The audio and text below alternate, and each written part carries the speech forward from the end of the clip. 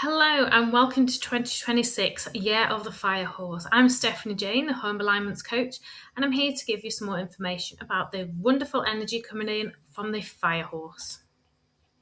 Hopefully what you'll gain today is more information about the Fire Horse. We're going to look at the Fire Horse's past experiences and patterns as well as the horse energies. We're going to look at the Flying Star Feng Shui and how it works with these energies, and I'm going to share you some tips of what you can do ready for these changes. So Feng Shui is a Chinese art or science that is used to enhance and improve everyday life by enhancing our environments with the power of Qi. Feng Shui means the way of the wind and the water, and it has roots in early Taoism and is very popular today from spreading across from China and other Western cultures. Feng Shui stems from Taoism and the belief that Qi, or the life force, inhabits everything. And the flow of Qi affects 6 principles that we look at. We look at the directions, the alignments of buildings, water impact, the 5 elements, timing, and earth magnetic field.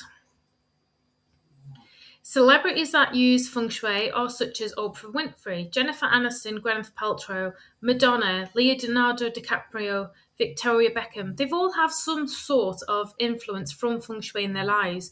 Kourtney Kardashian even used it to have the correct Christmas tree placement. Companies and organisations such as Coca-Cola, Ford, the Ford Motor Companies, Jeans West, the Australian banks, Quitars, and the Star City casinos have all used Feng Shui within some sort of form, school, or practice within their buildings for their massive companies. The likes of shoe retailers such as Tommy Hilfiger has referenced Feng Shui within creating his space layouts, and financial offices and designs have used Feng Shui, such as placing water features or sitting orientations within their offices for the employees' experiences and flow. So it's used by a lot of people around the world. So the Fire Horse. This energy will be coming in on the 17th of February 2026 and will leave us in February 2027 on the 5th. In China, it's a massive celebration, so you will see a lot of the Chinese New Year and their celebrations. They have a 2-week-long celebration. Why wouldn't we? It is all about celebrating the symbolism of spring returning. They spend time with their family, friends. They will share lucky red money envelopes. And each year has a different zodiac animal, which is then followed and impacted from a different 12-year cycle. And the elements are also in a 60-year cycle.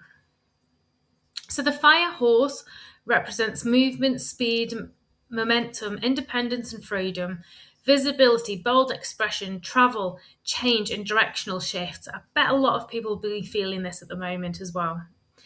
The horse energy rarely sits still. It's often asking us, where are you going? And are you moving there consciously, or are you just being pulled along? So there's 2 angles of this fire energy, this horse energy coming in. So the fire element, this is going to bring passion, intensity and emotion. Illumination, it's finding the truth that will start to come into light. Creativity and leadership, it will bring heat such as burns or the warmth. Fire expands when it touches, and when it bounces, it will be inspiring. When excess, it can cause overwhelm, so just be very mindful of that. The horse, especially within the fire years, tends to feel faster than expected. Emotional changes will happen, full of sudden decisions and pivots making. You sit there and go, where's that come from? All of a sudden, these things are just so fast at us. The energies for some can be exhausting, so please be mindful, but it's not going to be a quiet year, but it can be deeply clarifying one. So let's look at patterns from the past. As I said, within Feng Shui, we see a lot of patterns and a lot of things come up. A lot of themes that will appear in the horse periods we've seen before, such as social and political movements gaining speed, cultural shifts and independence and identity changes. There's rapid changes in technology, media and communications, financial volatility paired with entrepreneurial growth. It all has that strong urge to do things differently. So that's the general fire horse and the horse energies that we've had. Quick little scan over some of the past period of horse energy. So 1930, we had the metal horse, which was the Great Depression. It was the year of the crash, and it was the coming out. It was the social unset, the old systems failing, the new economics and thinking eventually emerged. So it's a massive year for that. 1942 was a water horse. The movement was war, global changes, global instability, survival. It was the height of the World War II. There was mass displacement, rationing, rapid military decisions. Again, that's where the rapidness comes from. And there was physical and emotional exhaustion worldwide. One of the fire horse energies that we had was 1966. That was cultural revolution, rebellion, and identity shifts. It was at the height of the counterculture movement. There was protests against war. There was authority. There was traditional values coming in. So we can see that a bit of that energy now coming in across the world. And in China, in the last year of the horse, there was the Cultural Revolution began. 1978 was an earth horse energy. Again, structural changes, economic reform, stability through movement. China's economic reforms began and there was a reshaping of global trade. So again, there was a lot of these massive changes that were coming around in the past, which we can see coming ahead now.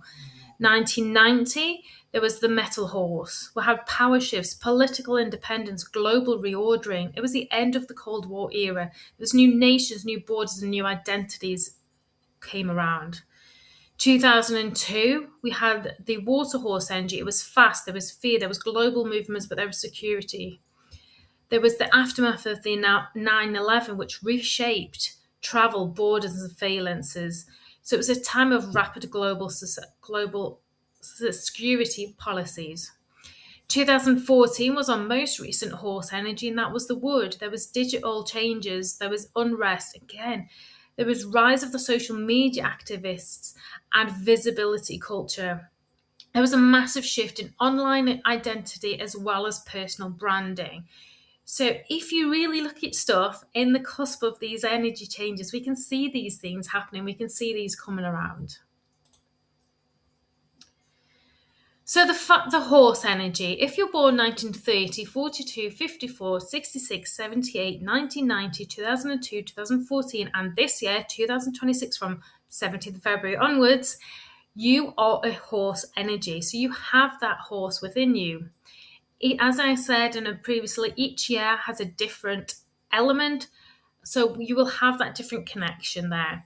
But horse people often share themes of independence, visibility, drive, charisma, and strong inner compass. The horse years tend to produce leaders and performers and change makers. We've seen that. We've seen that back in the history of it. There's global changes. There was nation changes. There was massive change makers and people who redefine independence.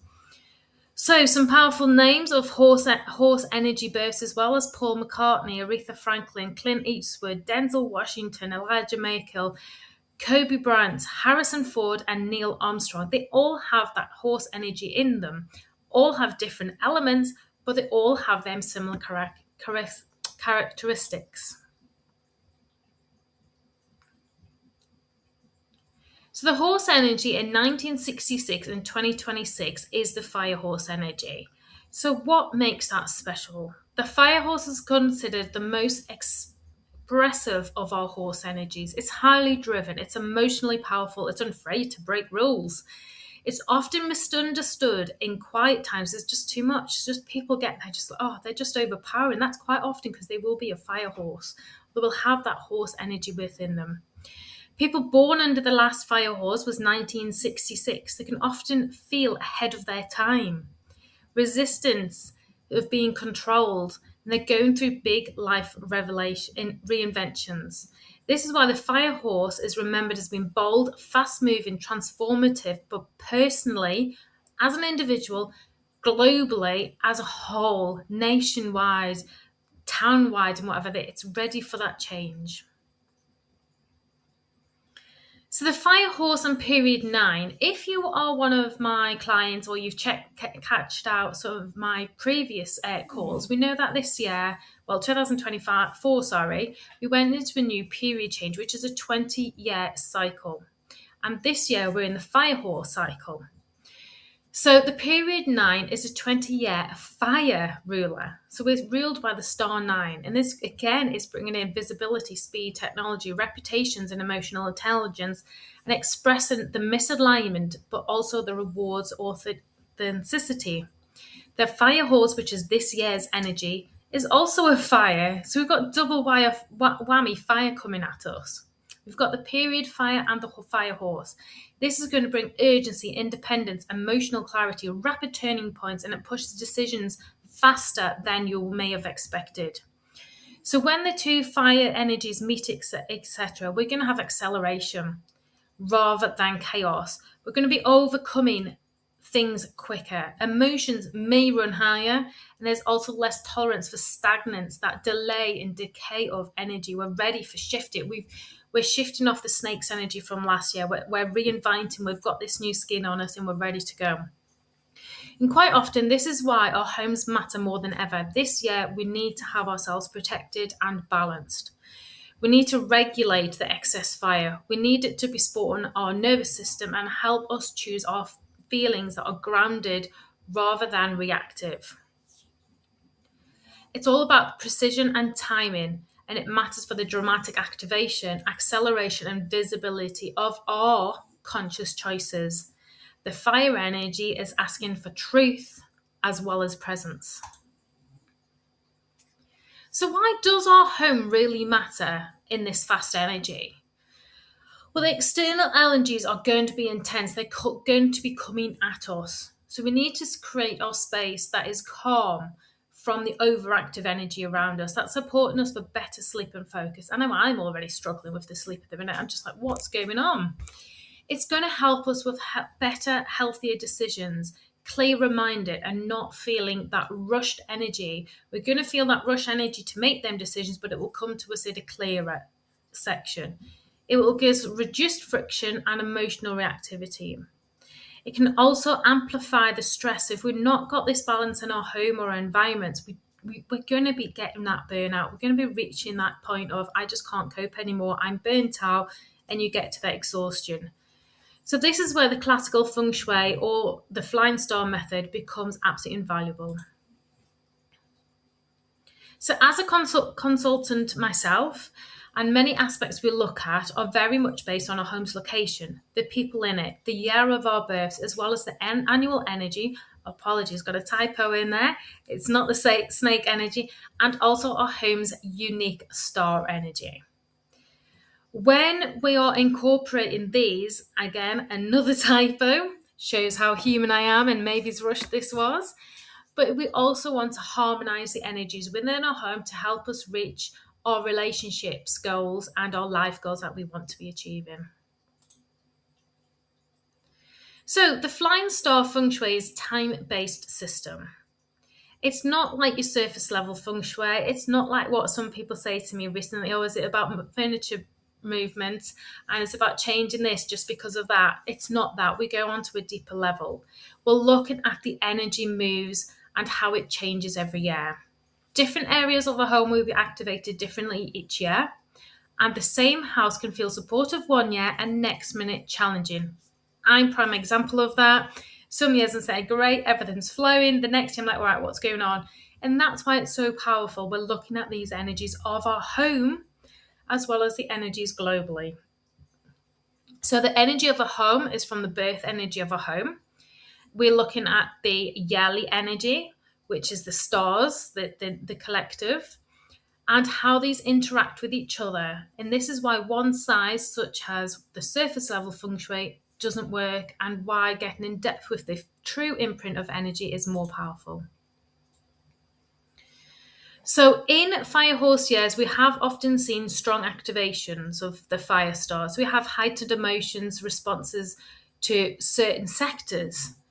We've had increased importance on balance and not overstimulating. And this means that some areas benefit from rest and restraint. Other areas will benefit from the gentle activation, but less is sometimes often more. This is why I advise to not make any unnecessary changes. To not start panic buying, go, oh my goodness, the fire horse is coming in. I need to buy X, Y, and Z. I need to get these. It's not about them dramatic changes. It's about working at and understanding the timing and understanding the stars that are going on. Flying stars is about precision, not intensity.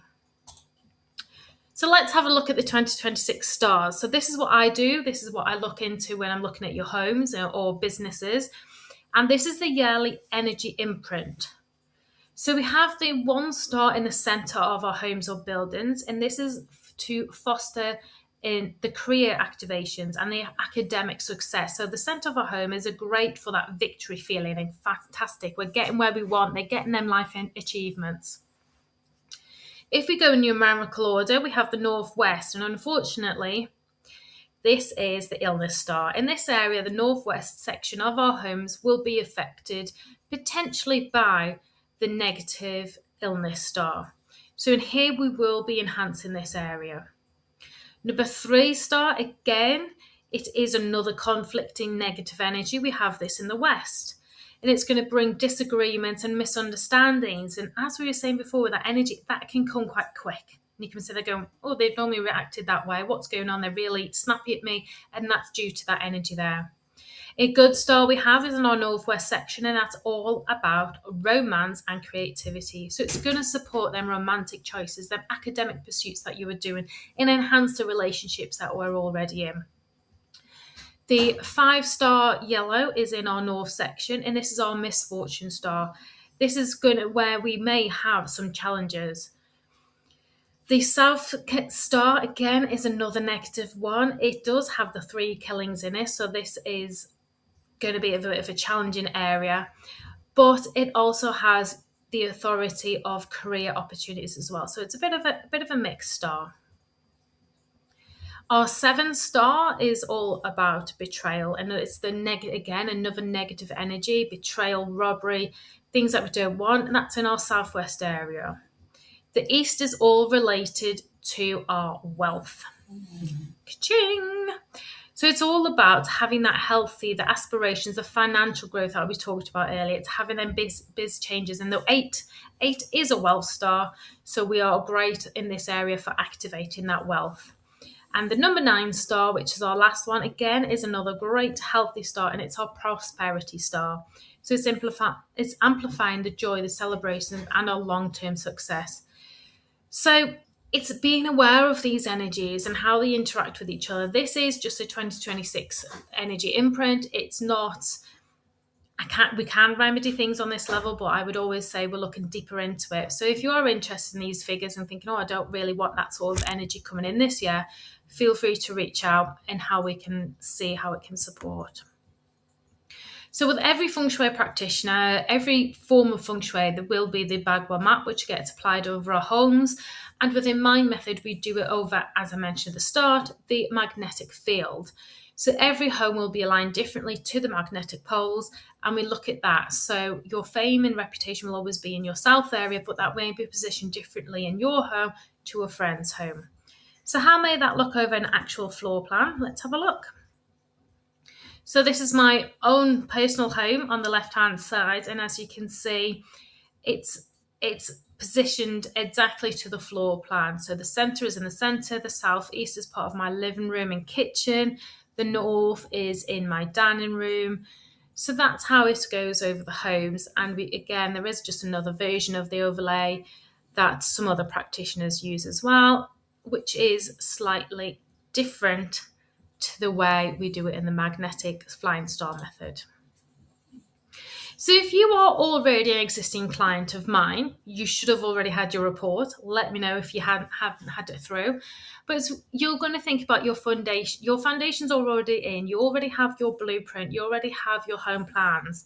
And we're going to be looking at the new energy. So you will have some small shifts. I haven't had many changes this year in my home for the remedies. But there will be them shifts, there will be them changes that we need to be doing, them changes of remedies. But make sure we're cleansing them, refreshing them. If some areas don't need that change, pop them out to cleanse them under the new moon, especially the metal. If there's some smaller objects such as your fire remedies that I've used, if you want to replace them, you can. If not, again, let them cleanse out and the moon, the salt remedy, the sage and whatever. So give them a good cleanse. Look into your rooms again. Observe how the energies of the last year have been there, and use your intentional feng shui, using the remedies I've prescribed. Make them changes, but not from the 5th of February. If you're not a client of mine and you want to work with me, that's absolutely fantastic. Working with me is not about forcing you to let anything go. I'm not going to be judging you over your home, your lifestyle, or anything like that. It's about turning your space into something that is going to support you and is not going to be draining you anymore. It's aligning your home with your current life goals as well as this year's energy and the period energy. We're going to be reducing the background stress that you've potentially normalized. We're going to be creating clarity of emotions and practicality. And especially in this fast-moving year, if you would like to work with me, we're going to be putting in them solid groundings and getting that calm energy to support us from the rushing around energy of the global changes. So what can you do with this? What can you do from now until the new feng shui year comes in? What could you do now just after the new feng shui, the Chinese New Year comes in? I want you to start thinking about your intentions. What do you want to this next year to bring in?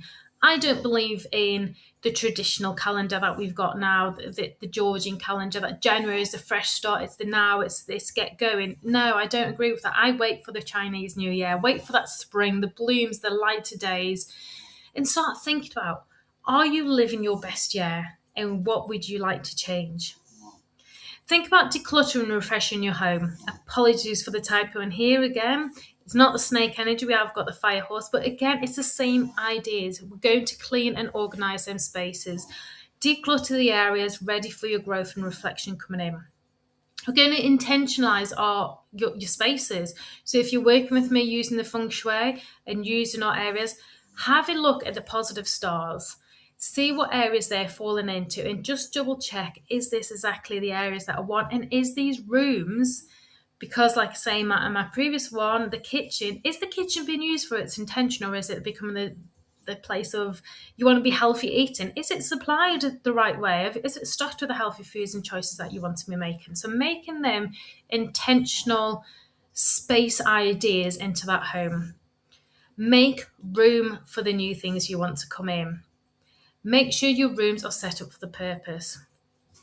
Again, apologies for the typo here. If you have worked with me in the past few years, get ready to start cleansing your remedies, start having them little changes. If not, and you want to work with me, feel free to reach out. But really, at the moment, I want you to start thinking about, what are your dreams?